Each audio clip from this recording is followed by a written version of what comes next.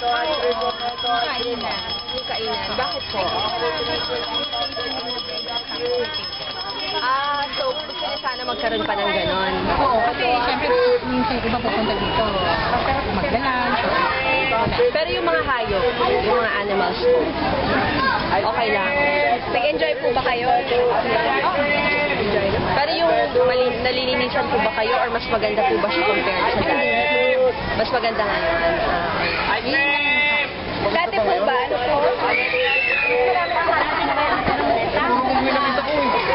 po? Wala yung mga giraffe. Oo, wala ng giraffe, no?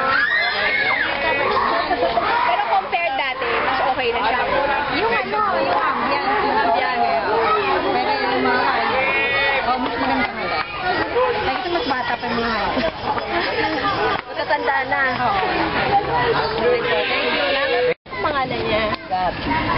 Gab, nag-enjoy ka ba sa pag-iikot ko sa zoo? Ha? Anong mga animals nakita mo?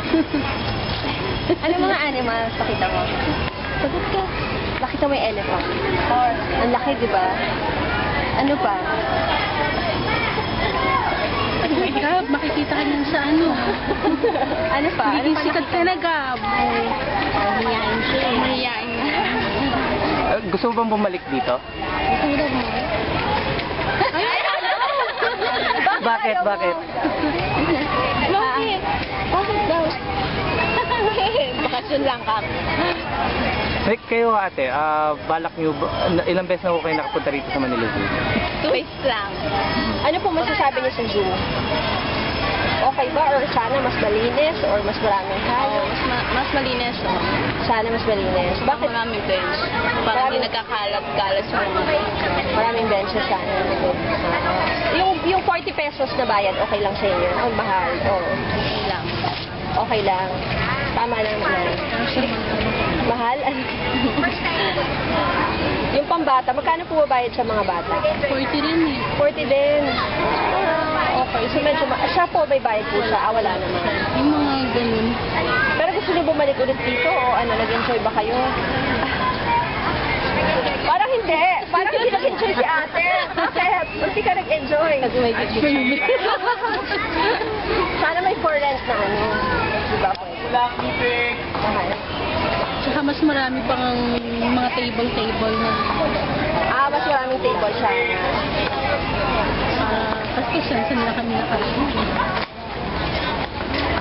Thank you po. Thank you. Kapatid ko isa is from Ateneo de Manila, graduate in 1988 Business Management. Okay. And then my sister is graduate in Ateneo de Davao. Puro mga tenista pala kayo. Ako lang sa lista. Ikaw lang nakalista. Mukha nga sir, nakagreen kayo. Yung anak niya sir. Hindi, biro lang. Pwede Derek. Nag-enjoy po ba kayo? Derek, did you enjoy the zoo? Nag-enjoy ka? Maganda ba yung mga animals? Anong nakita mong animals? Ano nakita mo ni Mas? Ha? Yung mga elephant nakita mo? Galing yan sa Ocean World eh. Wow! Yung horse. Magaganda ba yung... Sasakay na po dyan. Sumakay ka? Yung Ilonggo. Dalawang horse, sinakyan mo? Ilonggo kami. Okay. So, English, okay na siya. Okay na siya. Masaya ba? Did you like to ride the horse? Was it fun?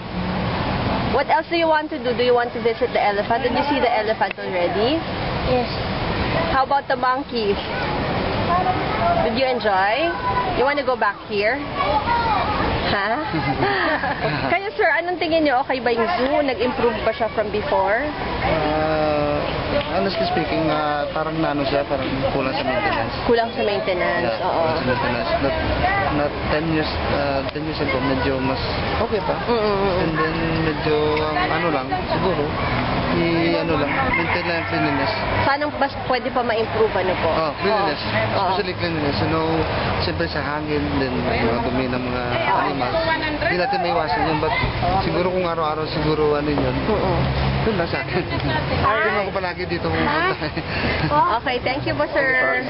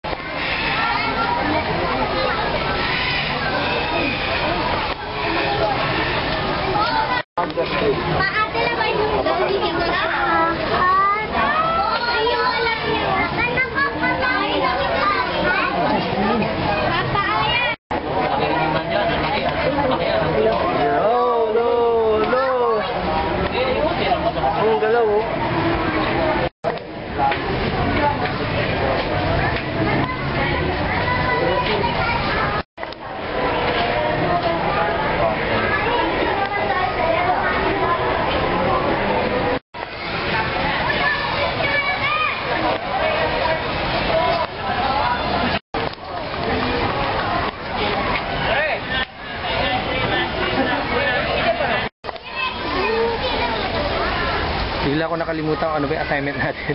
Dito.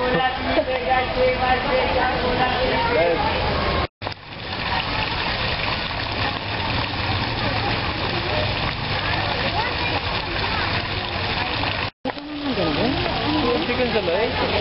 Chicken's alive.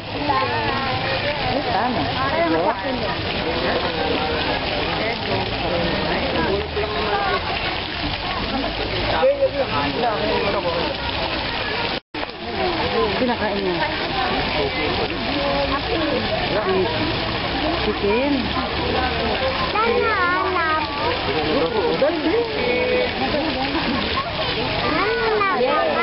Nasa pula. Dapat sila. Dapat sila. Kaya bukan na. Ano ka mamanggo? Sabi Ew. Ano ko yan? Bakit siya kain ano? Alis ka namin, kain ganyan, no? Hindi rin, joke ka lang.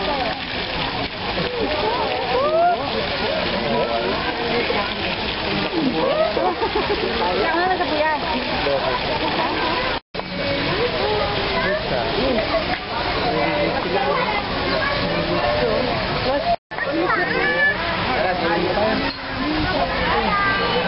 Ayun o, kikita Dito kami sa may beer. Crocodile. Siya, papasok ka, go towards the right side. Tapos dadaan